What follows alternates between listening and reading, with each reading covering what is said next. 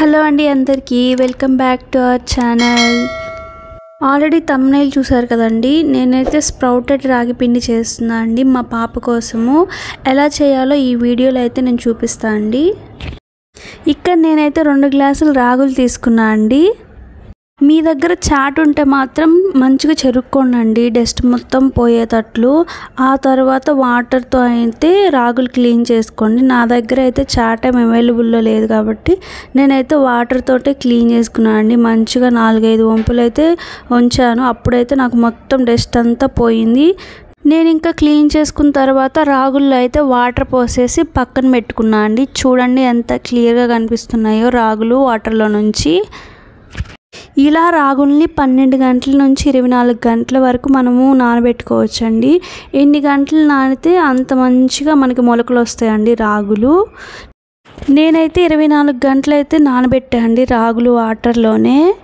రాగులు 24 గంటలు నానిన తర్వాత అయితే మనకి ఇలా వస్తాయండి. ఇంక ఇప్పుడు ఈ వాటర్ని అయితే వంచేసి మళ్ళీ మంచి వాటర్ తోటి అయితే క్లీన్ చేసుకొని పక్కన పెట్టుకోండి. ఇప్పుడు ఈ రాగులను అయితే మనము చిల్లుల బేషన్లో అయితే మళ్ళీ ఇంకోసారి వడగట్టుకుందామండి. ఎందుకంటే వాటర్ ఉంటే రాగులు అయితే మొలకెత్తవండి. సో నేను ఇలా వైట్ టవల్ ఒకటి తీసుకొని పల్చని టవల్ ఇట్లా రాగులన్నీ దాంట్లో పోసేసి ఇంకా ఇలా మూట్లా కట్టుకొని అయితే చిల్లుల బేషన్లో పెట్టేసేయండి. అప్పుడు ఏమన్నా వాటర్ ఉంటే చిల్లుల బేషన్లో నుంచి కిందకైతే వచ్చేస్తాయండి. వాటర్ మొత్తం పోయిన తర్వాత మళ్ళీ ఆ మూటని గట్టి ఇంకొకసారి మళ్ళీ టైట్గా చుట్టేసి మీ దగ్గర ఏదన్నా ఎయిర్ టైట్ కంటైనర్ ఉంటే దాంట్లో అయితే పెట్టేసుకోండి. నా దగ్గర అయితే పప్పు డబ్బా ఒకటి ఉంది. సో నేను దాంట్లో పెట్టేసుకున్నా అండి. నాకైతే రాగులు మొత్తం మొలకెత్తడానికి 3 డేస్ అయితే పట్టిందండి. నేను 3 డేస్ ఆ బాక్స్లోనే ఉంచాను అనమాట. ఇంకా చూడండి ఇక్కడ రాగులన్నీ మంచిగా మొలకెత్తాయి. ఇప్పుడైతే మనం ఈ రాగుల్ని బయట ఆరబెట్టుకుందామండి. ఎందుకంటే ఇప్పుడు వరకు బాక్స్లోనే ఉన్నాయి కదండి, కొంచెం వెట్గా ఉంటాయి. ఆ వెట్ అంతా పోయే వరకు మనము ఎండ్లో కానీ లేకపోతే ఫ్యాన్ కింద కానీ మనం ఆరబెట్టుకోవాలండి. రాగులు ఆరబెట్టుకున్న తర్వాత పొయ్యి మీద ఒక బాండీ పెట్టేసుకొని వేపుకోండి. 15 నిమిషాల నుంచి 20 నిమిషాల వరకు రాగులన్నీ వేపుకోండి లో ఫ్లేమ్ మీద. ఎందుకంటే మనము ఎక్కువ మంట పెడితే అవి మాడిపోతాయి. సో మనం చిన్న మంట పెట్టుకొని వేపుకోవాలండి రాగులన్నీ. రాగులు వేగిన తర్వాత అయితే ఇలా వస్తాయండి, కొంచెం కలర్ చేంజ్ అవుతాయి. ఇవైతే మనం ఒక ప్లేట్లో పోసేసుకొని పక్కన పెట్టుకోండి. చల్లారిన తర్వాత మనమైతే మిక్సీకి వేసుకోవాలండి. ఇలా రాగులన్నీ మిక్సీకి వేసేసుకొని ఇలా పిండిని అయితే జల్లెడతోటి జల్లించుకోండి.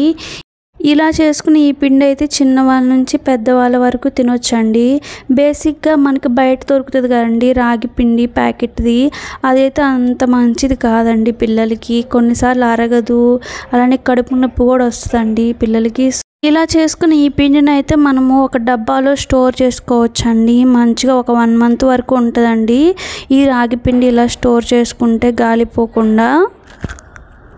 ఇక్కడ నేను చూపిస్తున్నట్టుగా ఒక పెద్ద గ్లాస్ వాటర్ అయితే తీసుకోవాలండి. ఇంక ఈ వాటర్ని పొయ్యి ముట్టిచ్చేసి పొయ్యి మీద పెట్టేయాలండి. ఇంకా పక్కనే 2 స్పూన్స్ రాగి పిండి అయితే ఒక చిన్న గ్లాస్లో తీసుకొని కొంచెం వాటర్ యాడ్ చేసి ఉండలేం లేకుండా మెత్తని పేస్ట్లా చేసి పక్కన పెట్టుకోవాలండి. ఇక్కడ చూపిస్తున్నట్టుగా వాటర్ బాయిల్ అవుతాయి కదండి, అప్పుడు మనం మిక్స్ చేసుకున్న పిండి అయితే ఇలాగ యాడ్ చేయాలండి. ఇంకా ఆ తర్వాత మంచిగా స్పూన్ తోటి తిప్పేసేయండి ఉండలు కట్టకుండా పిండి. ఇంకా ఇలాగైతే మనము ఒక 15 మినిట్స్ నుంచి 20 మినిట్స్ వరకు మనమైతే మంచిగా ఉడకబెట్టుకోవాలండి ఈ జావని. ఇలా మంచిగా ఉడికిన తర్వాత గిన్నెలోకి తీసుకొని చల్లారబెట్టుకొని పిల్లలకి తినిపించుకోవటమేనండి. మీరైతే మర్చిపోకుండా మన ఛానల్ని సబ్స్క్రైబ్ చేసుకోండి, అలానే లైక్ చేయండి, షేర్ చేయండి. Thank you.